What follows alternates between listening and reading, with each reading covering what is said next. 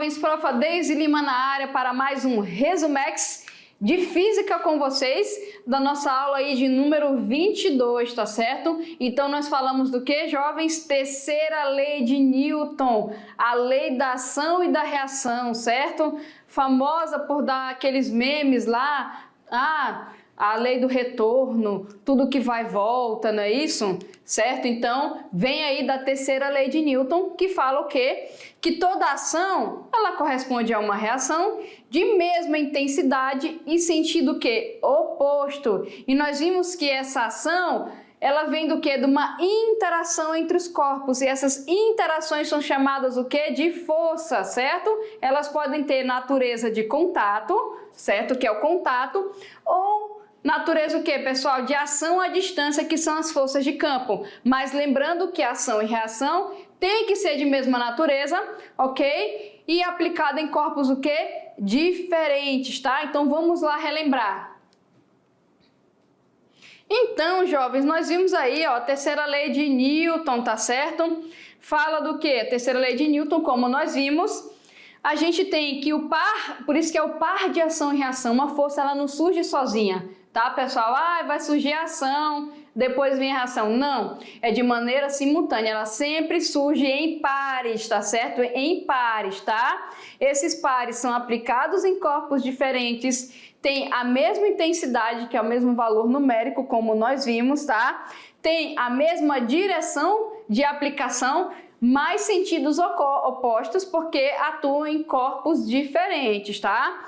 E tem a mesma natureza, como eu falei para vocês, ou ela de contato ou de campo, tá? Então, se você pega as forças que estão atuando num livro que está em cima de uma mesa, por exemplo, lá o inocente livro de física em cima da mesa, se você pegar as forças que estão atuando sobre o livro, não tem nenhum par de ação e reação ali em cima, tá? Por quê, pessoal? Porque a reação está no outro corpo. Então, por exemplo, tu tem a força-peso. A força-peso, certo? No centro da Terra, o centro da Terra no livro. Então, ali tu tem a força-peso. A força normal, que é a força de contato. O livro aplica na mesa, a mesa aplica no livro. Então, se eu pegar no livro que está parado, eu tenho a força-peso e a força normal. É ação e reação? Não é, porque estão atuando no mesmo corpo e são de naturezas o quê? Diferentes, tá? Ação e reação é a mesma natureza e corpos diferentes, belezinha? A única coisa que você faz quando pega as forças que estão atuando no corpo é para justamente falar se ele está em movimento retilíneo uniforme ou se ele está com mudança de velocidade, tá certo, pessoal? Entendido isso, tá? Então, para a gente não confundir, forças que estão atuando no mesmo corpo não são de ação e reação, tá? Belezinha? Bom, aqui nós vimos alguns exemplos, tá certo? Ó, de força de contato, que é quando realmente tem o contato.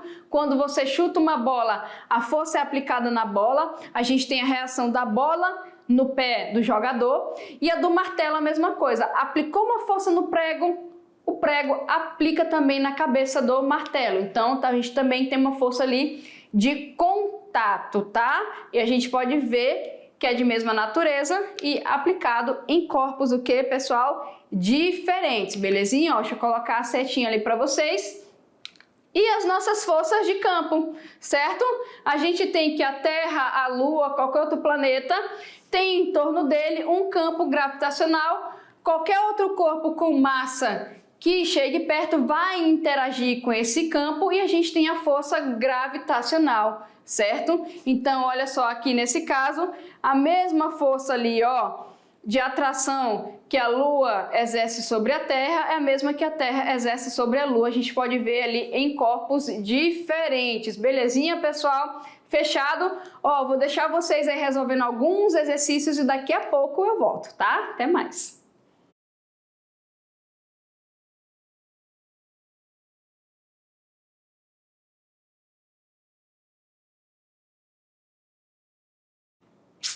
Voltamos, jovens, para quê? Para tirar as dúvidas aí dos exercícios que vocês estavam resolvendo em sala de aula, na troca com o professor presencial, com os colegas, certo? E nós vamos aqui ler e responder com vocês também, tá? Só para vocês aí verificarem, tá bom? Então, vamos aqui na questão 1 que fala o seguinte, ó. Com mais de 80 anos, avião Paulistinha ainda é referência na formação de pilotos.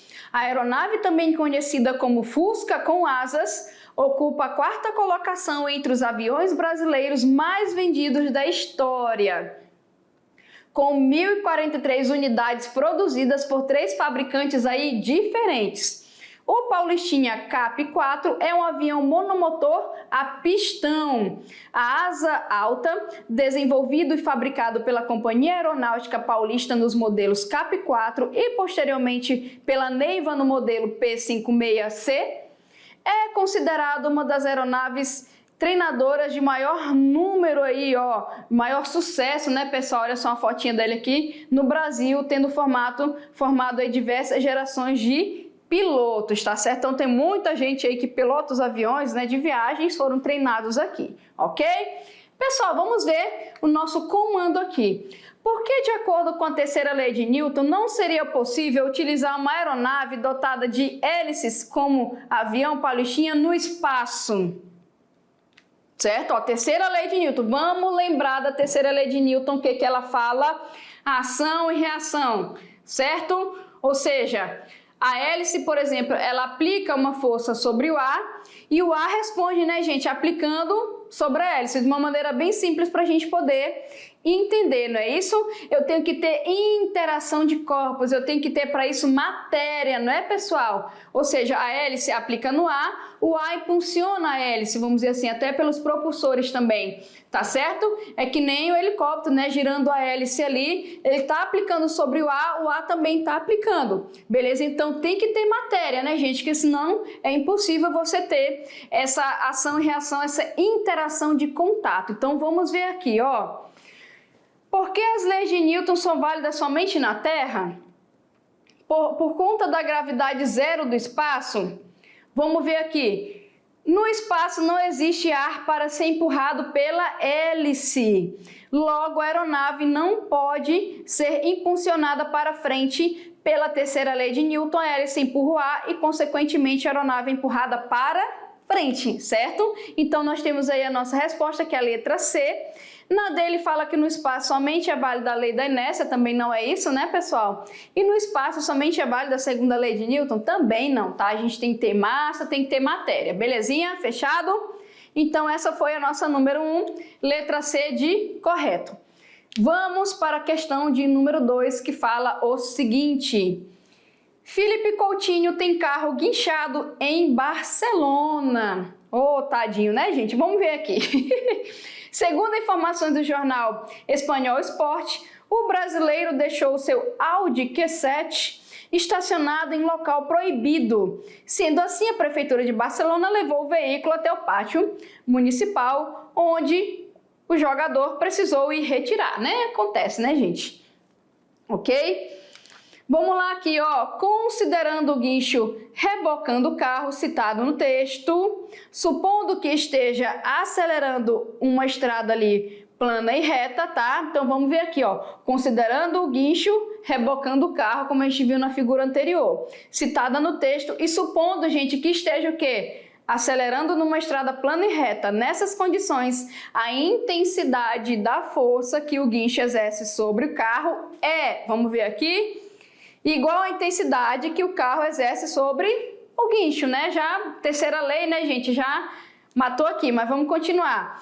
Aí nas outras ele fala que é o quê? Ele fala que é maior, certo? Ele fala que é maior que a intensidade da força que o carro exerce sobre um guincho, não é verdade, né? É igual à intensidade da força que o carro exerce sobre a estrada, já é outra situação, né, gente? Estrada e pneu, tá certo? Ali é guincho, tá bom? Guincho e carro, estrada e pneu já é outra coisa. É igual à intensidade da força que a estrada exerce sobre o carro, aí também não, né? Se você pegasse a C e a B e formulasse uma só, aí beleza, né? Igual à intensidade da força que a estrada exerce sobre o guincho. Também não, né, pessoal? É guincho e carro. Então, a situação ali, né, deixa só os dois. É o guincho e o carro, tá? A estrada e o carro já é outra história, tá certo? Belezinha? Então, a gente fica com a letra A de acerto pela terceira lei de Newton. Fechado? Ok? Então tá aí, ó, a intensidade da força que o guincho exerce sobre o carro é igual à intensidade da força que o carro também exerce aí sobre o nosso guincho. Belezinha? Fechado? Ok? Ó, vamos para a próxima questão aqui, gente, que fala o seguinte: o eletroímã é um tipo de dispositivo eletromagnético, o qual faz o uso de corrente elétrica a fim de gerar um campo magnético. Então, o eletroímã, ele é um ímã temporário, né? Porque a gente vai aprender lá no terceiro ano que quando a corrente elétrica circula em um condutor, gera campo magnético. E esse campo magnético pode pegar sucata, por exemplo, ferro no ferro velho, tá certo? E é temporário. Quando desliga a corrente, o campo magnético acaba. É assim que funciona um eletroímã, tá bom? Para que isso ocorra, usualmente faz o uso de fios espiralados, que ficam em torno de um material aí ferromagnético, tá certo? Então, você pega o fio e enrola em torno de um material que é ferromagnético. Tem que ser, né, gente, ferromagnético para ter a interação, tá bom? Podendo ser um núcleo de ferro, de níquel, cobalto, etc., qualquer, né, elemento aí ferromagnético, tá? O primeiro eletroímã só foi inventado em 1824 pelo cientista inglês William Sturgeon, eu acho que é assim, né, gente, se pronuncia, depois eu pergunto à professora Patrícia, né, que desenvolveu o eletroímã em formato de ferradura com fio de cobre não isolado. Aqui a gente tem uma fotinha do primeiro eletroímã, tá? Eletroímã artificial, né, gente? Por que que é artificial? Porque propriedades magnéticas naturais só tem materiais que têm propriedades magnéticas naturais, tá? Esse aqui, no caso, ele é eletroímã porque é um ímã temporário que funciona por causa de corrente elétrica, belezinha? Bom, vamos ver aqui, ó. O eletroímã circular, especialmente desenvolvido para atividade de carga e descarga e aplicado no transporte de materiais ferrosos, placas de sucatas ou bolas de aço, né, de carbono, usinas siderúrgicas, metalúrgicas, pátios de manuseio de sucatas, recuperadoras de escória, essa foi forte, hein? Produtores de aço, dentre outras dezenas de empresas operando suspenso através de pontes rodantes, guindastes, escavadeiras, né? Tá aqui o eletroímã, tá certo, pessoal? Ok? Então, a gente viu a figura aqui, vou colocar essa figura no slide posterior e vamos para o comando da questão que pergunta o seguinte: conforme a figura, percebemos que o eletroímã circular está prestes a levantar uma certa quantidade de sucata constituída de ferro, tá certo? É para isso que ele serve, tá bom? Assinale, jovens, a alternativa correta aqui, ó. É a sucata de ferro que atrai o eletroímã? A atração da sucata de ferro pelo eletroímã é igual à atração do ímã pela sucata de ferro? Certo? Pela terceira lei, pessoal, o que acontece? Ação e reação. A gente tem o quê? Que uma ação é exercida, a gente tem uma reação no sentido oposto, de mesma intensidade, não é isso? E mesma direção. Então, a gente vai ver o quê? Que é igual, e vamos ficar aí com a letra B, tá? As outras estão erradas. Fala aqui que o eletroímã que atrai sucata de ferro, a atração do eletroímã pela sucata de ferro é mais intensa do que a atração da sucata de ferro. Não, a gente tem que é o quê? A mesma intensidade, tá certo? E a atração da sucata de ferro pelo eletroímã é mais intensa, então mais intensa, menos intensa, diferente. Aí você já corta esse tipo de alternativa, tá? Pela terceira lei de Newton, pela ação e reação, tá bom? Mas aí o que acontece? Tu tem aqui, ó, a mesma intensidade. É claro que isso aqui tá preso, né, gente, por um braço mecânico que vai suspender, tá certo? Aí já é outra história, tá bom? Se você deixasse o eletroímã exatamente aqui, ia ter aqui, ó, a atração magnética, ia ficar aqui, mas aí vem o braço e leva, belezinha? Ok? Então a gente fica com a letra B, tá? Fechado? E vamos aqui para mais uma questão, pessoal, que fala o seguinte, nossa questão de número 4. Asteroide A Rocha cruza a rota da Terra. Vamos ler aqui. O asteroide chamado carinhosamente de The Rock, que é a rocha, tem cerca de 650 metros de nome científico 2014 JO25, este asteroide vai passar nesta quarta-feira perto da Terra sem qualquer perigo, informa aí a NASA, tá? A rota da rocha espacial passa a cerca de 1,8 milhões de quilômetros da Terra, ou seja, cerca de 4,6 vezes a distância entre a Terra e a Lua, né? Por isso que não vai oferecer perigo, tá bom? Quando essa matéria aí foi divulgada, tá, pessoal? Ok? Bom, olha só, olha ali só pra gente ver uma representação do asteroide, tá certo? O asteroide, a rocha, é atraído, gente, gravitacionalmente pelo nosso planeta. Por que que tem essa atração? Por causa do campo gravitacional da Terra. A mesma intensidade de atração que a Terra exerce sobre o asteroide exerce o quê? Sobre a Terra, belezinha? Pela ação e reação, tá bom? Sabe-se que a massa deste asteroide é muito menor que a massa da Terra, ok? Então vamos para o comando aqui da nossa questão, que pergunta, jovens, o seguinte: considerando apenas a interação com o asteroide, a rocha e a Terra, conclui-se o quê? Vamos ver aqui. Ó, considerando apenas a interação entre o asteroide, a rocha e a Terra, tá, gente? Conclui-se. O módulo da aceleração, olha só, ele falou a aceleração da Terra é maior do que da aceleração do asteroide? Não, né, gente? Ele tá passando, ok? Ele tá indo embora lá, tá? E essa aceleração aqui, lembrando da força, a gente teria que calcular, tá certo? O módulo da aceleração da Terra é igual ao módulo da aceleração do asteroide? Também não, né, pessoal? Não envolve aqui, ok? O nosso campo gravitacional, a gente tem lá um G de 10 metros por segundo ao quadrado. O asteroide, ele vai depender, tá certo? Ok? Vamos ver aqui. Ele fala aqui, né, na letra A, que a aceleração da Terra, né, o módulo da aceleração é maior. Nesse caso, não, tá bom? A intensidade da força que a Terra exerce sobre o asteroide é maior do que a intensidade da força que o asteroide exerce sobre a Terra, certo? Também não, né, pessoal? Tá falando ainda a questão da intensidade, ok? Vamos ver aqui, letra D. O módulo da aceleração, olha só, o módulo da aceleração da Terra é menor do que o módulo da aceleração do asteroide, né, pessoal? Porque no espaço, certo? Lembrando que a aceleração está relacionada à taxa de velocidade por tempo, certo? Na Terra tem um certo valor, que é o nosso 9,8 metros por segundo ao quadrado, tá? Ela vai ser menor que a do asteroide, que vai estar lá no espaço, passando lá a vários milhões de quilômetros de distância, ok? Então a gente fica aí com a letra D, tá?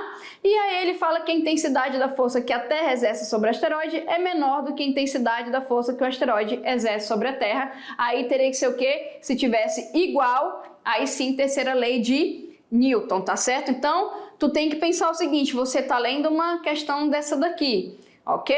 Se for qualquer outra coisa envolvendo fora, tipo asteroide e tudo mais, o módulo da aceleração, né, da Terra aqui vai ser menor do que a desse asteroide, tá certo? Agora, pela terceira lei de Newton, a intensidade de atração das forças é o que, pessoal? Igual. Como nenhuma aqui trabalha, né, tem a terceira lei de Newton correta, ok? A única que fala aqui, ó, que a aceleração, o módulo da aceleração da Terra é menor do que a do asteroide é a letra D. Fechado, pessoal? Entendido isso? Ok?